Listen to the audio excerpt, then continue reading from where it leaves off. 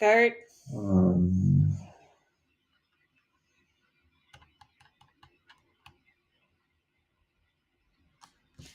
I'm not going to be recording. Recording in progress. I record it to my computer.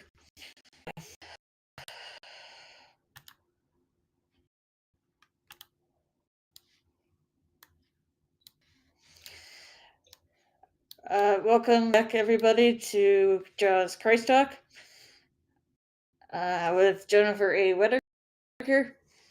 I am only one of the podcast engineer for the show.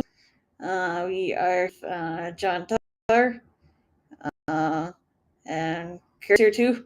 But I encourage everybody to check us out on all of our social media and subscribe, like, share, comment, and so on. And a special thanks and recognition to Marcus Hart of Transforming Media, Jay Stoyan of the Disability Channel, and Zach Clayton of the Backchange had us on their show or platform.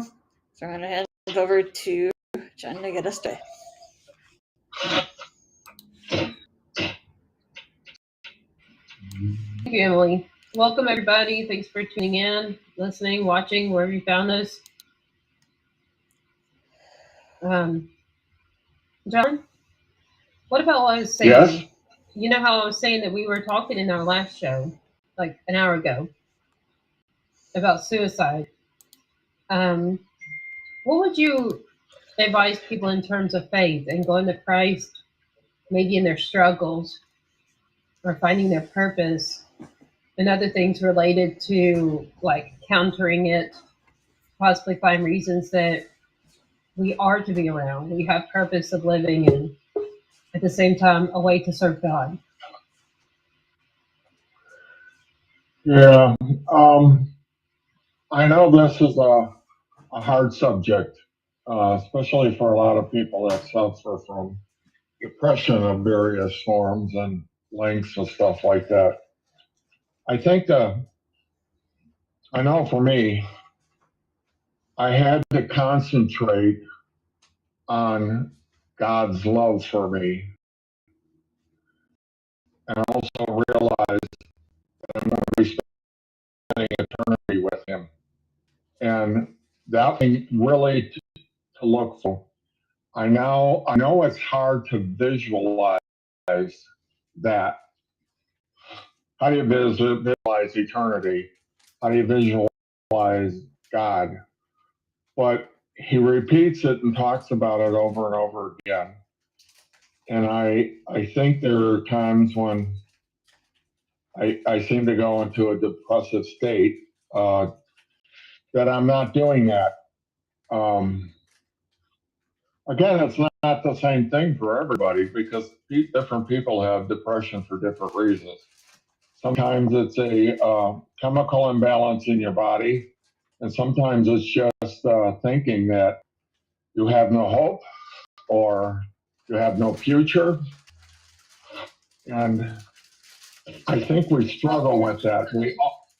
It can also sometimes be situation, like you know how, like what you know I'm going through because my dad's dying, but I supposedly don't have clinical depression, but situational that, you know what I'm saying? It's supposedly when he actually goes and a year after and I get to life without him, that then suddenly I won't have depression because it was situation induced.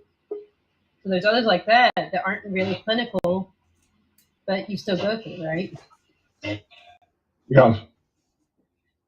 I think we also need a good friend, someone we can talk to about everything that's going on in our lives. And I would say it's probably a good idea to have a good Christian friend if you can, and just go through a lot of stuff that you're going through. And then some people just need to, have a talk with the therapist and stuff like that. They can pull them up and out of, because there's a lot of things that we forget. And when we talk to friends or therapists, they help us to see things that we have kind of put on a back shelf. And we need to, and I think the other thing, and this is something I got to repeat in my mind over and over again, is what do I have to be grateful for? And when I start thinking about all the different things that God has done in my life to help me to be grateful, it seems to pull me up more than often. It seems to pull me up and out of the depression that I'm in. What is it that I'm grateful for? Especially when it comes to God, you know? But there's a lot of things that happen in our lives that we forget to be grateful. And how does that work, you know? So you gotta go wake up in the morning and say your prayers, or when you go to bed at night, and then ask God to help you remember what to be grateful for. I know that seems really crazy that He needs to remind us, but we live in a complicated society, and there's many things that are going on in our lives, especially on the outside world. Things like, what am I going to do to keep a roof over my head, or different things, getting a job. There's a lot of things that can cause depression too, but sometimes none of those things are in the middle of this. It's just that you have something you're going through and you don't even know. And I think you need to ask God to make that knowledge available to you so you can peel it back like an onion. Because a lot of our problems are multi-layered. I know I was part of a 12-step program for men, and one of the big deals was pulling back the onion, pulling back that onion, you know. And then a lot of times we were talking there about blessings and things that we were grateful for. And it really did help me and other people too. So that's for me. I don't know. What about reading the Bible and maybe looking up, if you have like a app that's a Bible app, Yes. looking up love, or maybe even searching suicide and see what God has to say about it. Right. That's a great idea, Jennifer. To read through the Bible and cut it off at the pass. You know, if you can set up a Bible program. Some people like to do it in the morning. Some people like to do it at night. Personally, I like to rather do it. You mean a regular devotional routine, right? When you say Yeah. And I know what you mean about the app. I have the app. I don't even carry a Bible with me anymore because the app is so good. It's not just me. You know? And sometimes when I'm working and I don't have time to read it, I turn the app on and let it do the audio version. And I have that running in the back, and I have that running in the background. And I may not pick up everything, but it's amazing how much actually gets through. If Doesn't it we have a therapeutic impact on you? Like, let's say if you're depressed, when you may be working and you're not depressed enough to lose interest in your, job or hobbies, right? But you're feeling downward, and then we listen to the Bible while doing that whatever task, right? Either it's around the house like laundry, or it's work related. We're doing something. We listen, and like you were saying, it may not be our full attention on the Bible, but we use it as a therapy. And how many times we end up finding ourselves more productive because whether we realize it or not, it lifted our mood to where we're back to our normal productivity and or additional excitement from the Bible. When we come, from really low back to our normal, and then our mood goes up even more of excitement. I can do this for God, and this for God, and here's some talents God gave me. This is what I'm going to do in my life. And, we develop goals because we get inspired and driven, excited.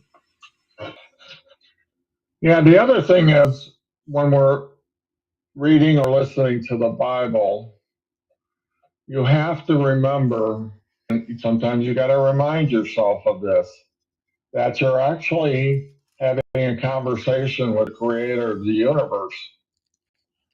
And how powerful is that?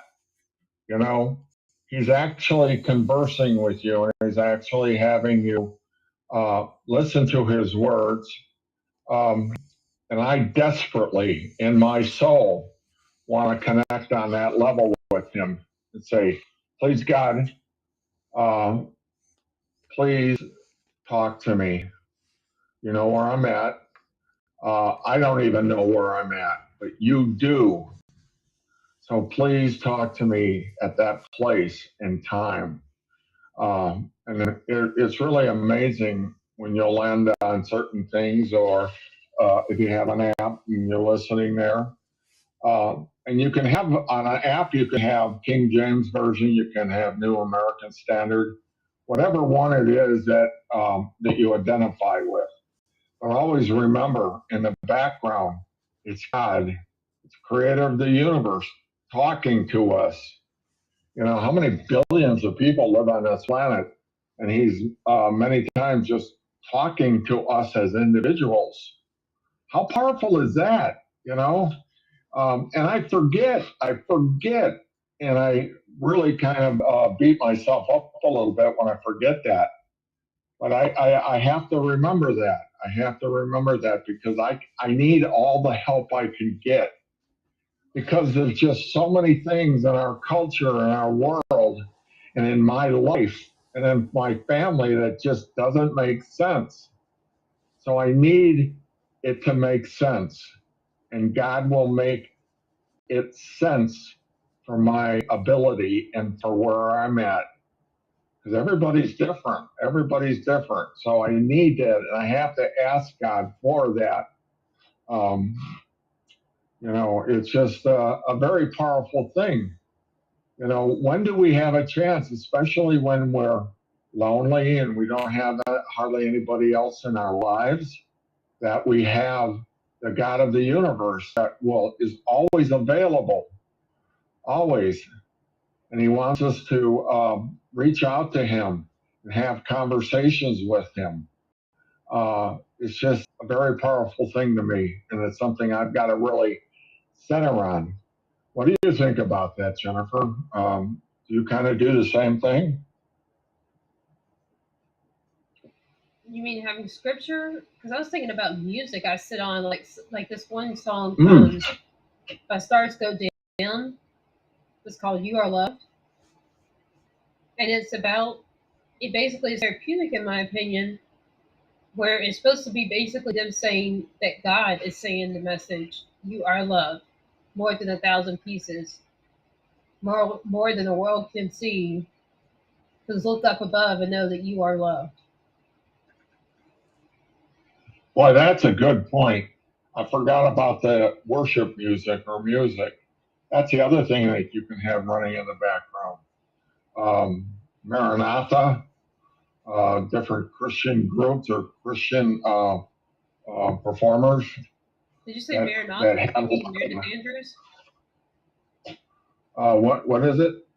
You said Maranatha. Do you mean Meredith Andrews? No, Maranatha is a worship organization out of California. Chuck Smith was a pastor of that church. You're right. I forgot all about the music and having certain performers that you really like a lot, and it's just running in the background if they have really good lyrics that are. And I think it needs to be those that are Christian and like music, the singers and the music being those that are Christian and uplift us instead of just we like it, but for some reason it pulls us down, right? Like one of my favorite songs, is by Casting Crowns. Yeah. It's only Jesus. I don't want to leave a legacy. I don't care if they remember me, but only Jesus. I've only got one life to live. Wherever I will be holding still, there's only one thing I can imagine, and that's only Jesus. Yep. Music is a big deal. It was a big deal to God.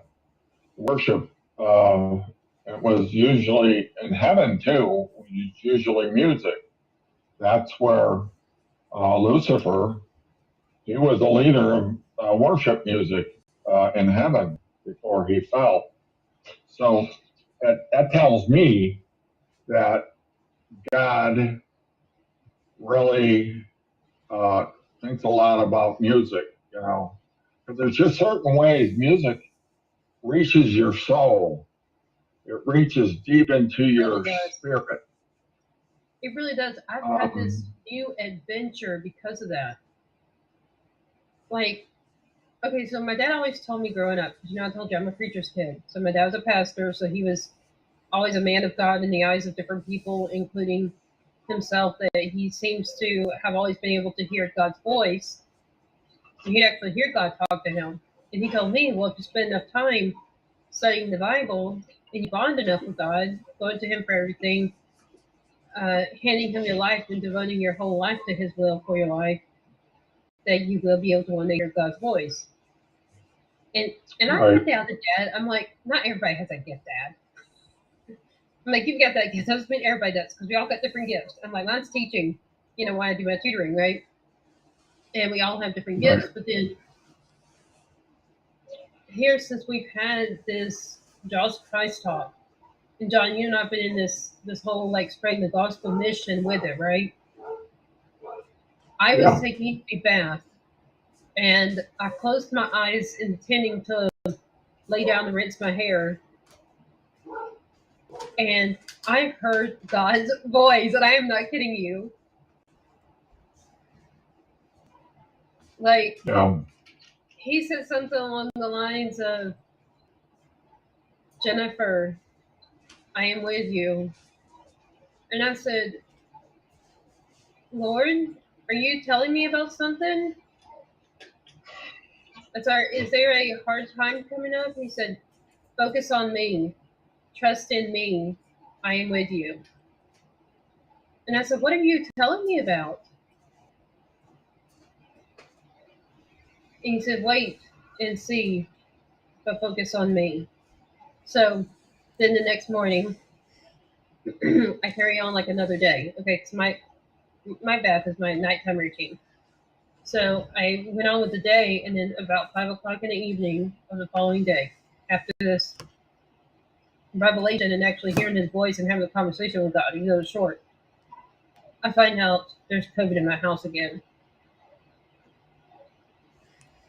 So my stepmom, she didn't tell me until 5 o'clock that following day, but it turns out that it was earlier the day that God spoke to me.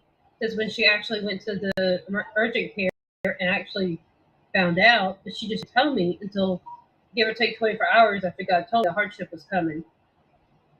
But she had COVID again.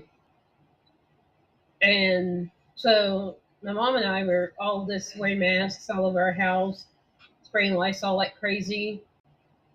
And, we go back to the whole depression thing, right?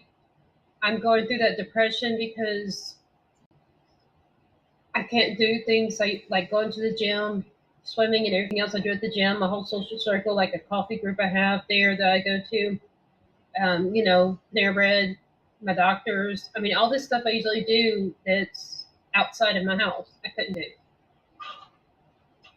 But my mind kept going back to, and I wasn't doing this to myself. I wasn't intentionally saying this, but my mind kept saying, focus on God. Then I get down and focus on God. And I just couldn't go that week or whatever, just something like 5 days before Madre tested negative for COVID. and we actually went back to our usual of, not wearing masks and stuff and going out. But that whole 4 to 5 days, I couldn't focus on something negative, oh, I can't do this, I can't do that, without suddenly hearing, focus on God. That's all I could hear. Otherwise, my attention had to stay on something productive. It was quite an experience. Wow, sounds like it. That's amazing. When we think about, if I'm reaching this new level with my spiritual walk, that says that you and I are doing something right in the eyes of God with what we're doing, trying to spread the name. And He is using us. We may be two people that can't work full-time jobs. But look, God is still using us. And it may more be hobby for us, right? But who right, says a hobby cannot be used to serve God and that it has to be a paid job, right? right. Oh, you know what? This journey that we're on in this life is really extraordinary if you think about it. Mm-hmm. Sometimes we can concentrate on the afflictions that we have or the bad things that we have. You and I both suffer from stuff that can make us depressed too, you know. But he also gave us gifts too. And you know, when we think about these afflictions in our life, um, do you think God is doing that to hurt us, to make us sad or depressed, or is there a end game to all of this? What He's trying to help us to understand. I know with my hips, According to Scripture, it's His way of bringing our attention back to God. God uses hardships to bring our attention back to Him because we probably walked astray, or because He's trying to teach us something. The lesson is not always to focus on Him. There could be other lessons, like say when I first came out of my first year out of brain surgery and I was in recuperation. My brain was physically healing in addition to the rerouting of thoughts and everything else to be able to process information like the normal brain, only without a big chunk. right, Okay, so I was trying to work and everything, and I was like, yeah, now I'm free of seizures. I can work. I'm not disabled anymore. Yeah, He gave me some hardships. And I eventually decided I'm just going to pray to God that His will is what will be done, and not that of my own. And then I saw myself getting into the more comfort zone of working a bit so I can serve Him through the work I do, like my books and stuff, right, and this podcast. But right, I noticed that I started to see some good stuff to the fact that I don't have to work full time. I mean, because it's in our case, it's not really that we don't have to versus we can't, but because we can't, then we have our benefits. That's why we don't have to, right, But thinking of that, I had always struggled with the idea that here I was, a woman in her 30s. So all these people ask, well, hey, do you have a house? Do you have a rent? Do you have an apartment? And I'm like, I live with my parents. I'm in my freaking 30s. I still live with my parents. So to me, that seems like shame, right? Because, right. they expect me to, they even ask me, sometimes people ask me, like when we're leaving the gym together, so where'd you park? I don't have a license. Yeah, And they're like, what? How'd you get here? Anybody think about Uber? As famous as it is nationwide now? I mean, but they don't.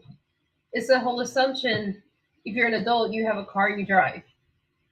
It's the assumption that if you're an adult, then you must work and you must also have your own place to live, right? Like you may have a sweetheart, like a husband, wife, or whoever, but you have your own place. You're not still with your parents. The stigma, you know what I'm saying? yep, So I often battle that, but then I started to see, and that's why I felt so ashamed of being disabled, And like, it put me in a category of people that are lazy and all that kind of stuff. You know how people who don't understand those really tend to believe it. So that to me made the fact that I need my disability and I am disabled feel like shame. Clearly, Satan used that to place shame over me. And in reality, when I went through this process in 2021 and got through the hardships and he showed me, I actually started to see light. Like the beauty of the fact that I don't have to work full time, so I have time to read books. I have time to do this with you and the others with Emily and Kurt and so forth, right? Right. I have time to hang out with my friends. And one guy that one of my best friends, I go to dinner with every Tuesday and breakfast with every Friday. Another friend I see every Wednesday in water aerobics in the morning, and so forth. I can do all these things, seeing all these different friends, and having access to all these different activities, the gym or the coffee shop or the mall to go shopping or a book to read, even go shopping for books. And when I got 6 shelves of books I haven't read, I mean, the joy, you see what I'm saying? God showed me the beauty of my situation. And then suddenly I was no longer focused on being normal and feeling ashamed that I wasn't normal. And what is normal? What is normal for each individual? Work a full-time job, how stigmas say, having your own place to live when you're, after 20-something years old, you have your own place to live, you have your own full-time job, you possibly even have a sweetheart and or kids. I mean, the stigma, that's what I'm talking about. So, I mean, the society defines as normal, not necessarily the psychological normal. Or some of us have some different things in our brain. We don't even know what is normal, right? And in that sense, it's very highly diverse. And the other thing you got to think about too is all this will pass. All this will pass. And it won't take forever to pass. It depends on who we are and how old we are and everything, but these afflictions and things like that will not be with us throughout eternity. And I can't wait, I'll have my leg back and I'll be able to jog and run. What's that going to be like? And with you, everything will be totally normal in your psyche and your brain. There will come a time when all these things will pass away. It's all temporary. And that's what we got to remember is things in our lives are temporary. And when good things and we're blessed, we need to hold on to those things and to think about them and to enjoy them when they happen. Like last night we went to something you said, so these are going to go away. We will have a time we don't have them. I like to think of it as our current life, whether it's 40 years, it's 70 years, it's 80 years long, however long we live, is a pin drop, one dot with a pen of that small dot of ink on an entire piece of notebook paper. That's how small the time our life is compared to the eternity. You got you got an 8x11 notebook paper with one dot of black ink. And our life that we think is so hard for different reasons, spiritually, right? Or at least, or morally, or other ways like that related to serving God, right? Or even growing to a point to find our purpose. And with some people, they find their purpose, but they have a hard time accepting that, God's way is better than their own. And so they don't even dedicate their life fully to God, to live His will for their life, right?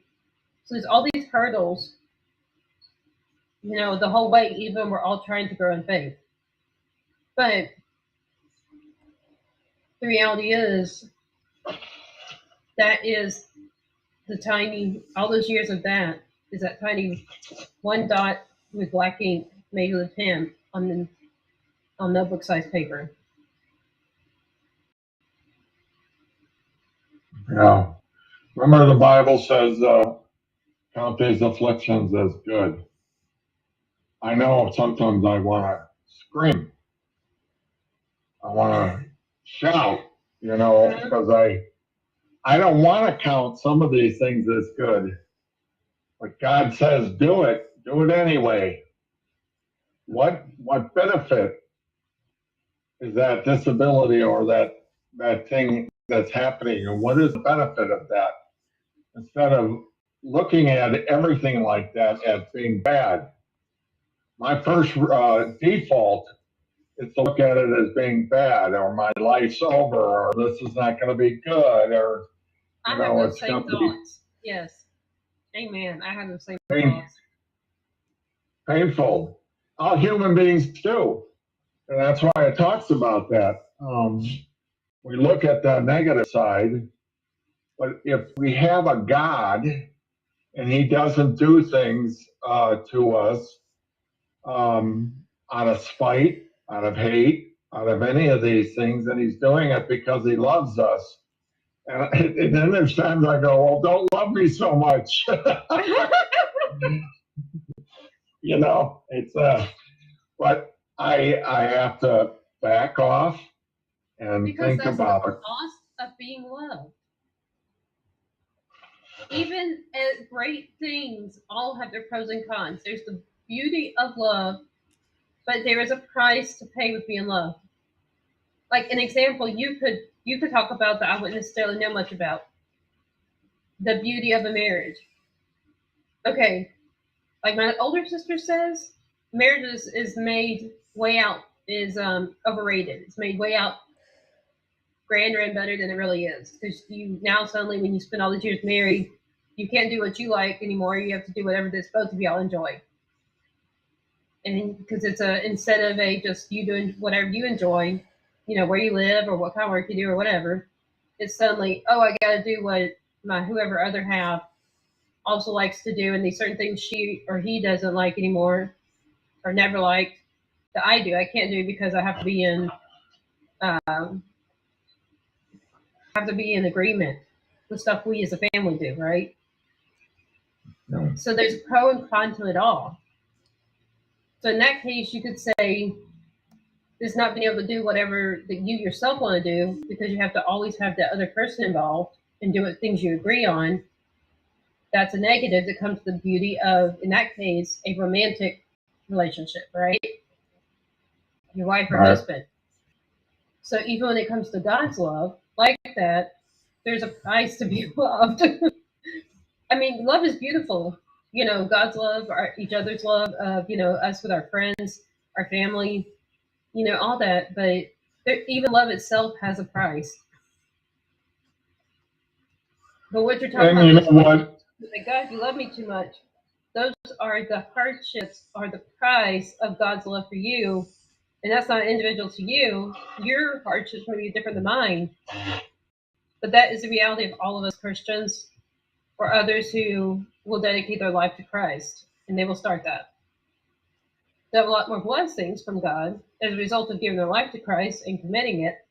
But they'll also see hardships like I'm in my Bible devotions, I'm reading about in Acts about John being persecuted because he served the Lord.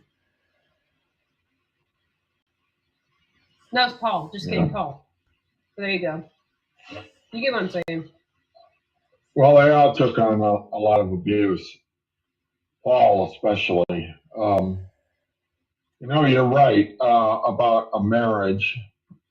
But my wife had me listen to something the other day about a preacher that was teaching what God expects out of a man, and when he gets married. And many times, and I didn't live this way, Jennifer. I'm gonna admit to it right now. I didn't live this way. I thought it was our marriage. She should do what I wanted because I was the leader of the marriage or the household. She had to give up herself. And in reality, what he was teaching was it was just the opposite. The man has to give up. He has to make, because she is the tender root. She is the weaker vessel. And I have started living my life with that in mind now with her. I want to finish up because we're both in our 70s, and I want to finish this race good. I want to finish it because I didn't always finish it good. I wanted my way and I was selfish, and now I need to learn how to be selfless. And it's not always what I want, but I now really think of her before myself. And it's a real, for me, it's been a real flip flop. It's been a real change. Things that would make me angry before, I just pass off now, and whatever there was very temporary. And maybe she was angry too, but maybe she was tired or hungry or whatever that is that's going on. And I just want to please her now. And when I please her, I please God. And this is something that I have to really concentrate on every day. I'm getting better at it, but I'm not really there. And I probably won't be there until I pass from this world. But there's a lot of things that I wanted to accomplish in my life and wanted to have a name for myself, you know. I always thought I was going to be this big bad photographer, and I did. I was a very good photographer. But then I had this problem with my hip, and I couldn't go out and photograph the things I wanted to, like landscapes and wildlife. I can't do that. So when I let it go, I realized that it was not that big a deal. And then I can do other things that are creative. But I also want to think about what can we do together that is a lot of fun with me and her. You know what I'm saying? What can we do? And we found out that doing the gardening work and stuff like that, we get excited when we talk about it and get out there and work together and laugh and giggle and talk about dreams. Like you may be dreaming, maybe we should put this and this other flower over in this area, or this certain type of bush, right? Right. She did that for me in the very early years when it came to photography. She really wanted to become a photographer and learn all that, but not to the degree that I did. And I always thought I was going to build a big name and have this big, big reputation. Okay, just like artists or poets or book writers or any of these people have dreams of becoming well known. You know, and now I could care, and now I don't have a DSLR equipment anymore, and I really learned to be a good photographer with my cell phone and videos too. And that's exciting. And then when I build websites and I talk to people and I say, hey, put together certain things, and I will go into Premiere Pro and make these creative things from stuff that you have done. And that excites me now too. You know what I'm saying? And it's like, wow, this is a lot of fun. And how can I market your business? How can I do this stuff for you? So it's like really improving someone else. It's like giving gifts, you know. I know this sounds strange, but you're giving service to my business, but then you're giving the joy of art to yourself when you do like those videos you're talking about. You know, yeah. So in that sense, you're giving to two people / groups, right? So that's something I think a lot of people need to see is doing a job they love. They may think, oh, I've given so many hours to this, whoever. But in reality, if it's something you love, was it only the business that you gave to, or was it also yourself, meaning the joy of, the whatever kind of task or job or hobby or something that we enjoy, right? Well, exactly. how can I do certain things, and how can I help promote you? How can I do that? And there is many ways of doing that. It's like giving a gift. It's better to give than receive. I know people give me stuff, but when I give something to somebody else, that's meaningful and it's something that can really help them or they can use. Then there's something that happens inside of your spirit that you're like, how cool is that? How cool is that? And I want to be able to do that. And then I think about, what did he do? What did he do for mankind? He I'm sure it's over paid millions for of our things. sins. I He mean, paid for our sins. like you're saying gratitude. Well, God gave us jobs. God gave us some source of income. God gave us the place we're sitting right now where we live. Different sizes, different budgets. But of us, we have a place to reside. We have food to eat. You know, we're talking about the gratitude. Because how many of us think, you know, they got life hard until you see someone on the street, like an actual homeless person, as opposed to someone who does that just to in place of working a job, right? And you can tell in the way how dirty they are or something like that, right? Right. You know, here's something to think about too. We went to eat last night with my son and my grandson. We went to Native New Yorker and had chicken wings. And we've been doing this for a while, but sometimes I forget. And God reminded me. But when the girl came up to take our order, I asked her, "What can we pray for you today?" I said, "We're Christians. We just had our prayer with our family here. But what is it that I can pray for you that would help you and your family?" And every time I've ever done that, the waitress has never said no. Always, sometimes they need to think about it and they come back, or they know exactly what they need to have prayer for, and we do it. And she asked last night, she said, "Well, I don't really need a prayer, but I need it for my sister who is just starting high school and is having a very hard time." So when she went away, we prayed for her sister. It's easy to do when you go into a restaurant and just ask, it's no big deal. But they come away from that thinking, wow, somebody asked me what it is that I need in my life. So that's something to think about. And then God blessed our whole family last night with some information. I'm not at liberty right at the moment to say what that was, but probably by the next time we get together, I can tell everybody what this enormous blessing was in our family.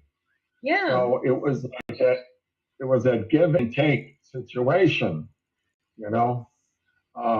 So God is really good, and when we think about what He gave mankind, think about that. We were reconciled with God, so we could spend eternity with Him. Otherwise, it's not possible. God has to take the blood on for all our human beings and all our sinful nature that we do. And God almost can't even talk to us or communicate with us until we reconcile with Him. And how does that look? Yeah, until we repent for our sins and ask forgiveness. Yep, ask Him for forgiveness and ask Him into our heart and into our lives. And at that moment, you have the gift of eternity. Not like everything is going to become healed or fixed in this lifetime. In some cases, it may get harder, but well, that's definitely Paul's case. He was serving the Lord wholehearted, but look how hard his got with all that persecution, jail, prison, beating. I was telling you what I'm reading about in Acts right now, my devotions. Right. But he still kept serving the Lord. I mean, sometimes it's hard for me to imagine and understand. why he didn't turn away, since that was apparently what God had in mind for him and had destined him to go through, knowing that he would get through it, you know, whereas maybe you and I would have, or maybe we would have just gone right off the route of where God wanted us because I'm not dealing with this, you know, and that's a lot of us nowadays. But that's really hard to fathom for a lot of people, that he served a God that would destined him to go through all that, and even with going through all of it, he still kept his focus and stayed in service to the Lord. And for me, if you would have known me earlier in my life, because I was an atheist until I was 30, our discussion of the things we are even talking about right now were totally alien to me. And they're alien to a lot of people. But something happens when we become born again and we begin to have a Christian worldview. We begin to look at the world very differently about what's going on in the world, and a lot of chaos that's happening around us. I look at the chaos, and it doesn't scare me anymore because I realize God is still in control, and this all was in His knowledge before the foundations of the world. So that comforts me a lot. The things that I've gone through went to Him before God beforehand. It's like you, the situation you're in, and my hip, and all the stuff that went on. It was actually presented to God first, and He approved it. And then you think, as okay, He doesn't have to be. God signed it. It's for our benefit, like you just right. said it. My question is, how would God approve it when He's the one that designed it? Because approved, like somebody else did it, and He had the authority to say yes or no, like say the president does for things in Congress or Senate, right? So, yeah.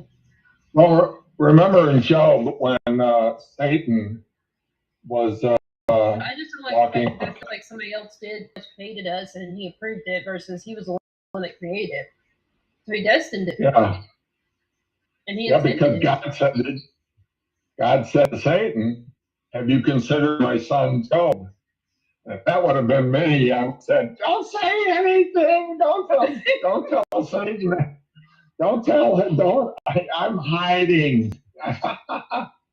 Well, and that's what I'm saying. Satan How was many of us wouldn't follow His will for our life because of your example is what Job went through because he was serving the Lord, versus mine of Paul because he was serving the Lord.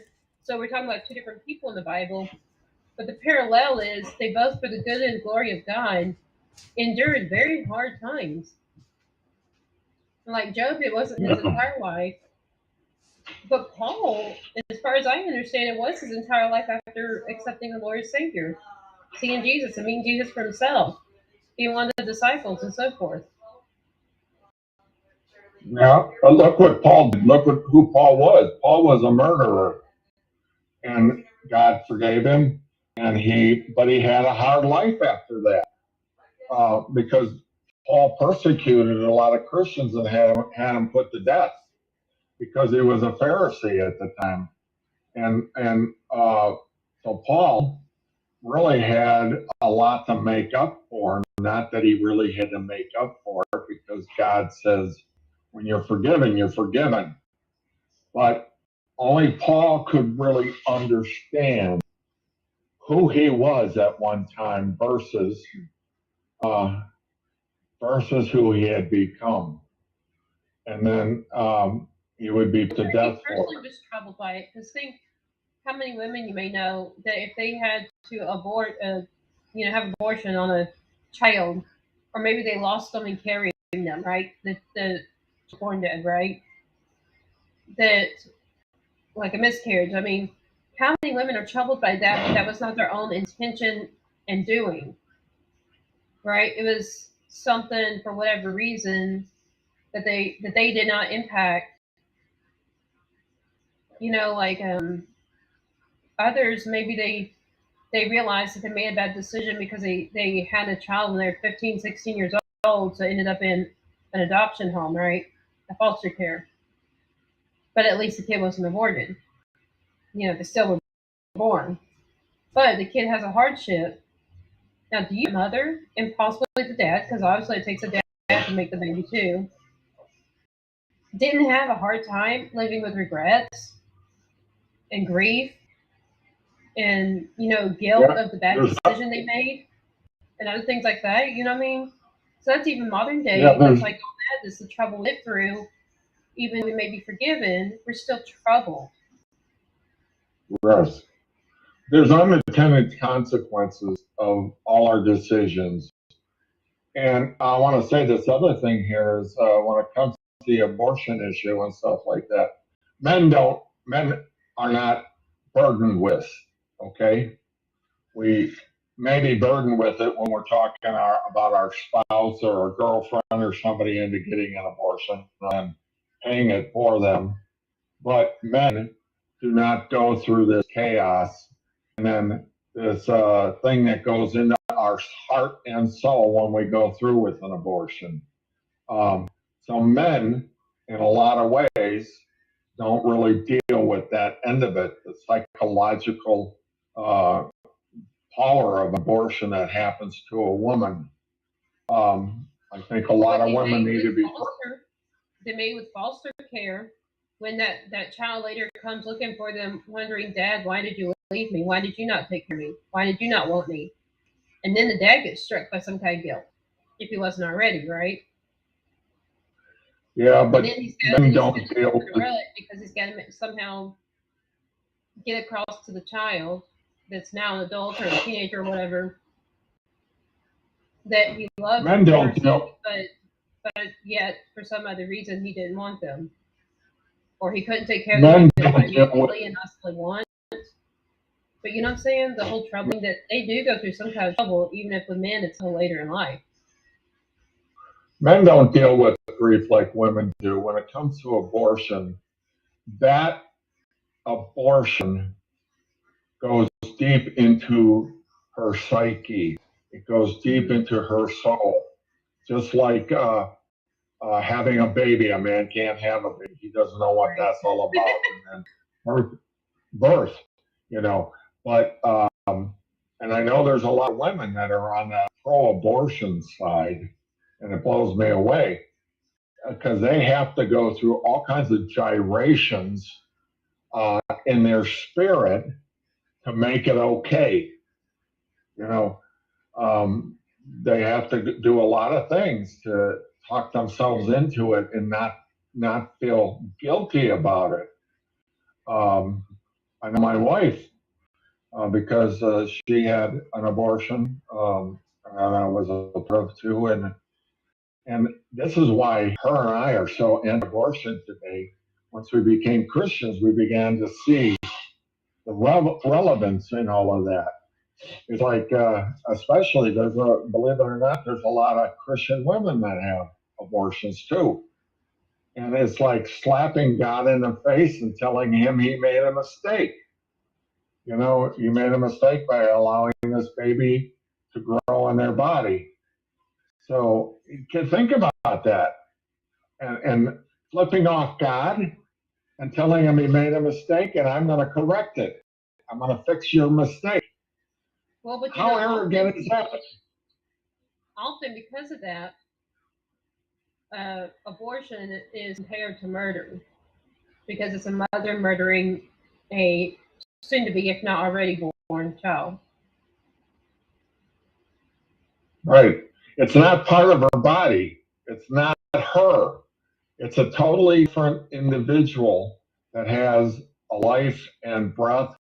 Just because it's taken up residence temporarily, it would be like having somebody rent out a room in your house and then feeling that you can kill them at any point. Well, they were in my house. They were in my room, one of my rooms. This belonged to me. You know, if you think about it, it just doesn't make any sense. And God tells us what He know what can. You're saying. Do you know how many cultures actually allow men to possibly kill as a punishment of disobedience? So I'm giggling like it's a joke, but do you know what I'm saying? That's real reality in some countries. If a man can kill if the children or woman does not obey him in certain ways, while in other ways he can disown them or just refuse to feed them and so forth. There are countries that actually allow a man because they say that in these certain cultures, these certain countries, women and children are property of the man, and that the man is the only one with the right to vote, decide, where everything else. He has full control. Yeah, like the father, when you're talking about some of the Muslim countries, you know, and some of that stuff has happened even here. It's like, boy, God is going to have to sort all this out in the end because there's just so many. It's so complicated. All the different oddball stuff that's going on in the world, and it seems to be getting worse every day. So, anyways, I know we're coming down to the end here. We are. We need to turn back to Emily. When you and I get talking, we get talking. Yeah. Well, it's good conversation, and I think there's a lot of questions in here that a lot of people have questions for. And I'm not saying you and I have all the answers, but it's good to. That's right. So it's good for us to over it, and then hopefully it will help other people, and they'll go, you know what? I never thought of that. So we need to think of it. So you and I are doing that, and when you talk to my wife, she comes off from a whole stuff, you know. Her and I love each other, and we care about each other, and we 99% of the time we agree. But there's that one you need to hear from her. That's not necessarily I don't agree with. I just never thought of. So when I have these conversations, I thank God she is a Christian and a powerful Christian and reads the Bible and thinks about things and thinks about things really deeply that her and I can. And she's always bringing up stuff. I'm like, can I get back to you on that?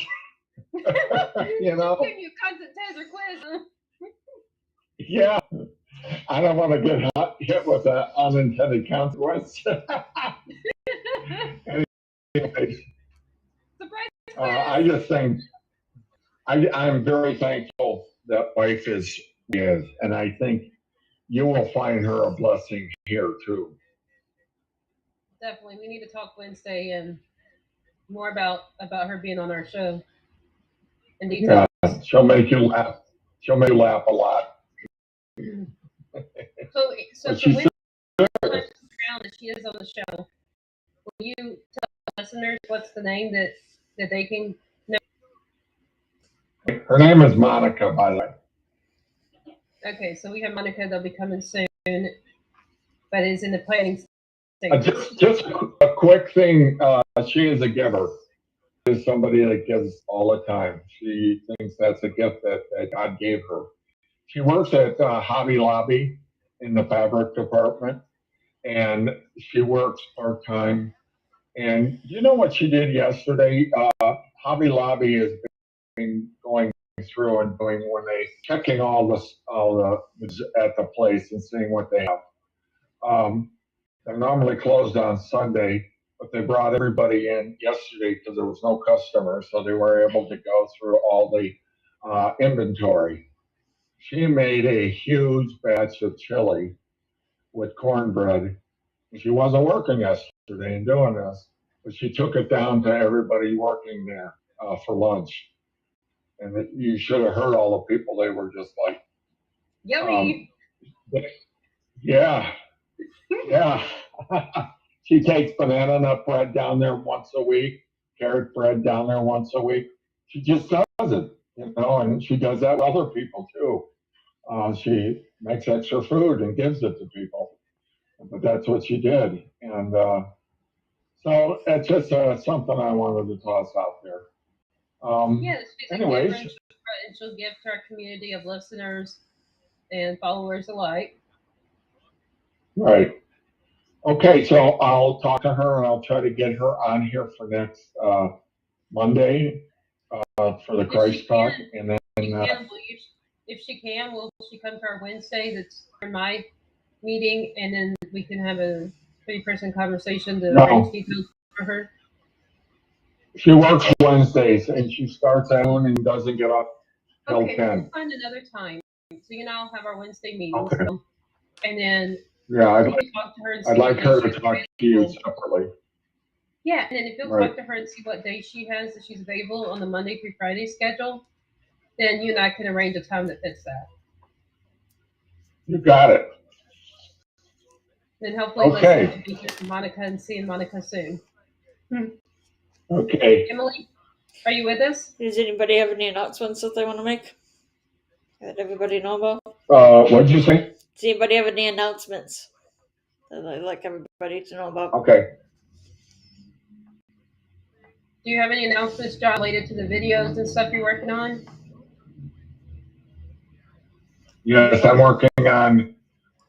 actually working on my son's wedding. Trying to it's a very complicated situation. Okay, so we'll announce those later when you get around to them. Yes, yes, yes. Emily? And you got the app, right? You got the app on your phone. The video, the recording. Yeah, Yes. yeah, good. Okay, good. That's a big deal. Emily, did you have announcements for you and Kurt? The first weekend in February, for those of you who are Seinfeld fans, is the Roscoff Fest event with all the things like airing of grievances and feats of strength. There'll be games, online games, board games, also a scavenger hunt, and karaoke.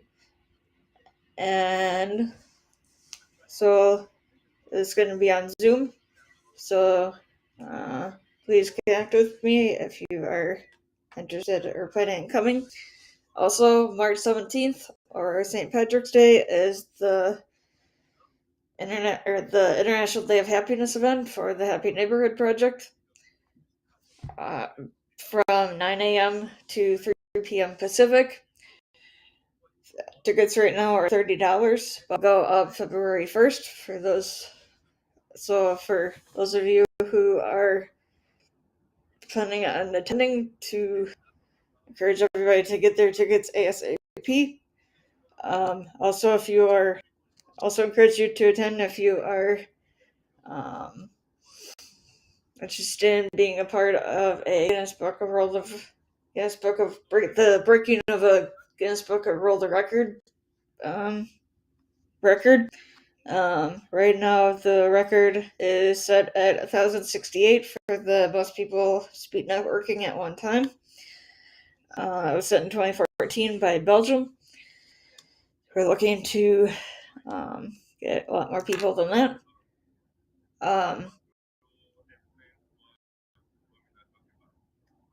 And the other thing is coming in July, the end of July, there'll be a event for Project Diehard that Project Diehard's putting on called Hopestock to combat veteran suicide. And that's it for right now. Jennifer, do you have anything else you want to say? Otherwise,